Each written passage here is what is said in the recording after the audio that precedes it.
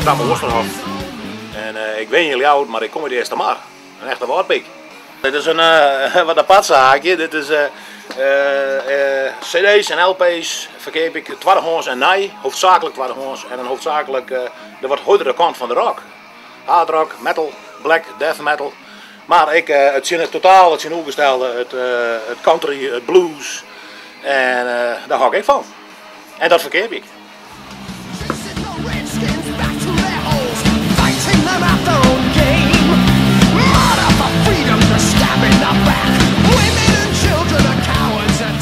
Het is heel belangrijk voor mij het tweetalig gebeuren. Omdat ik zelf een hele ik kom uit Schotland, Ierland en ik heb wel in Spanje, West Catalonië en daar is het alle jaar tweetalige. En ik vind dat we daar ook trots op zijn en dat we daar de fruit komen maken. En er ben een hele paar Fries en ik ken gewoon persoonlijk die zeggen, dat Fries dat stelt net zo volle voor internationaal, maar het is een bloed, het is uw staal. En daar wil ik van vechten.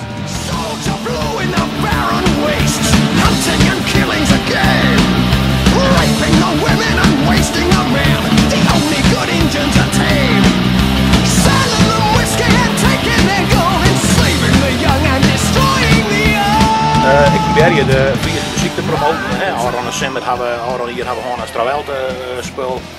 Dat ga ik proberen te verkopen. De verkeer in Sjen, kostprijs. En daar probeer ik mijn best te doen voor de Friese muziek en de Friese hardrockbands. Maar dat is ja, heel moeilijk om in het Friese wat te doen. Als de Yeti is er bijvoorbeeld, daar probeer ik wat van te doen. Mijn nadruk probeer je. Ik besteed nog maar oorlieën, dus het mag nog groeien. En het groeit. En qua promotiewerk en alles. En daar wil ik echt wat van maken. Dat heb ik wat heel vroeg.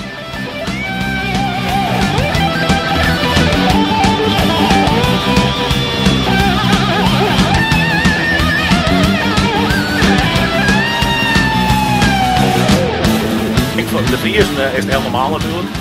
En voor de Hollanders, als je wijken, is het altijd ontsjen, saai, weet je wel. En dan probeer je ze met mij te praten natuurlijk. En het is nooit, ik ben er nooit negatief dat je hoe behandeld wordt of dat mensen zijn domme Friesen of zei dat, nee, nooit.